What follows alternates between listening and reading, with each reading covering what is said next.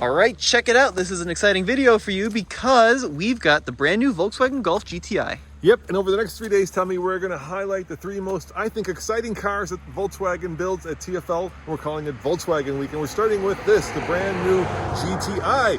So let's talk about it, Tommy, because this is the car, the myth, the legend that makes enthusiasts' heart go pitter-patter. Yep, here in the States, dates all the way back to 1983. This is the Mark 8 generation of the Volkswagen Golf. And here in the States, for the Mark 8 Gen, we're only getting the performance variant. So only the GTI and the Golf R. And this, of course, being the GTI. It's powered by a turbocharged engine, 2-liter, 4-cylinder, EA 888 engine.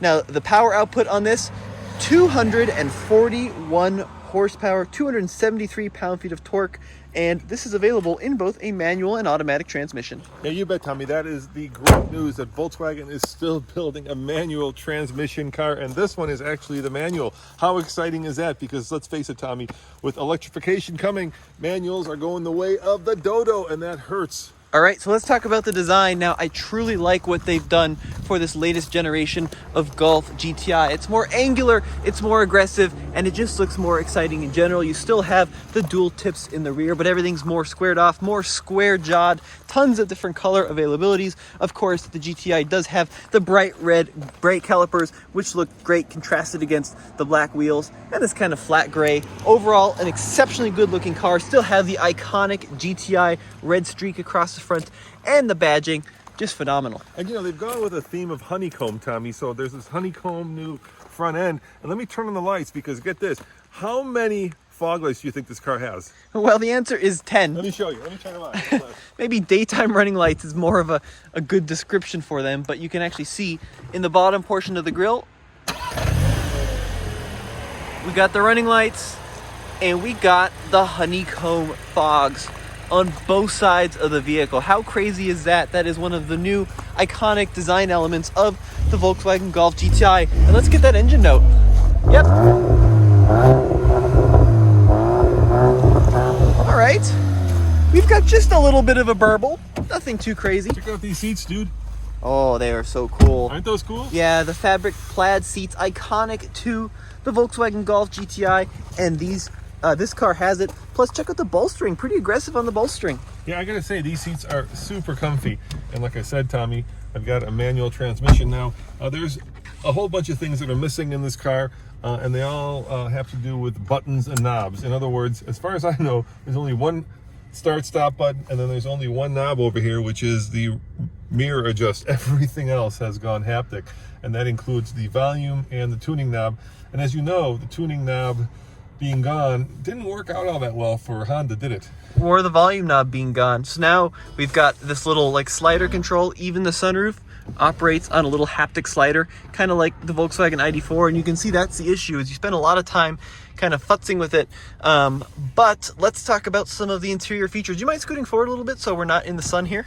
You bet. I will gladly go forward in this car. There we go. So no parking brake either, right? You want to explain that? You have a little pole. Yeah, well, it's electronic. I wish it was like a manual, right? That would be a cool thing. That way you could do some, well, something fun in this dirt lot. But we won't be doing that. We won't be doing any hooligan driving. The thing that, you know, I'm not in love with, like I said, are all these haptic controls on the steering wheel. That includes volume. That includes pretty much everything. You can customize this digital dash. I think you can also, swipe controls. Sometimes when you swipe it works, sometimes when you don't. I think it's like there that. There you go. You had good luck there. No, sometimes it works. It's pretty good. You also have a standard fully digital instrument cluster now. It's worth noting. So price-wise, the base S starts at $29,545, SE $34,295, and the Autobahn $37,995. So they get more expensive options. You've got a leather package for $1,225.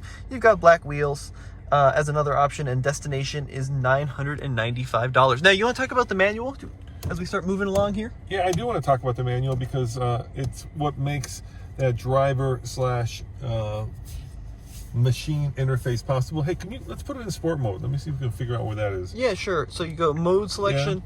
We are in sport mode. Okay, good.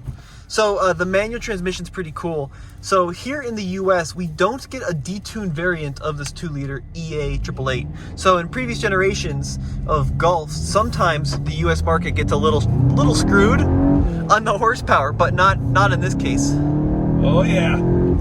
It goes like stink. It does. It's a very light clutch, good pedal feel, a little bit rubbery on the engagement, but you know what? I'm not going to complain about a manual transmission because, let's face it, if I do, chances of them being around for 10 more years are very low, so I'm just going to enjoy it. I mean, what makes a GTI so much fun is it's a vehicle that you can take to work, you can take to church, and then when you're on a twisty road like this, you can take it to town, if you know what I mean. So I posted a TikTok shameless plug for my TikTok account of the new Golf GTI, and I showed the manual transmission. Yeah. And people abroad were really confused about it, especially in Europe, because apparently only the US and Canadian markets get the manual. Everyone else is automatic only, the 7-speed DSG. So that's crazy, dude. So thank you, Volkswagen, for bringing it here. I think that's because our take rate here must be higher than the rest of the world. Look, the DSG is just going to be a much quicker, a much more sporty transmission. But if you want kind of to feel like you're becoming one with the machine, the only way you're going to do that is with a manual. All these brakes are good. Let's see how this thing handles going around this turn. Oh, it's crisp, Tommy. I got to tell you, these seats just hold me in place like I'm glued a Velcro strip to my, you know what. Yikes, I do not want to think about that, Dad. That was terrible. Now we're starting to have a little bit of fun here, Tommy. That's what makes the GTI so special. I mean, look at this thing. I'll use a cliche like it's on rails. And I'm starting to get car sick. Okay, I'll slow down, sorry. That would be great, thank you. So But that was fun. This does have the VAQ torque sensing limited slip differential as well. So if you're really on the limit, it's going to prevent you from burning out the inside tire. One thing I do want to stress is that the steering is a little on the numb side. I mean, it goes where you point it, but you know, in the olden days when we still had regular hydraulic steering, you could actually tell like the crown of the road. That all in the old days, yes, when you were young, when you'd have to get the crank start out to start the car. When the R32 came around. All right. So the question is, Tommy, what does this compete with?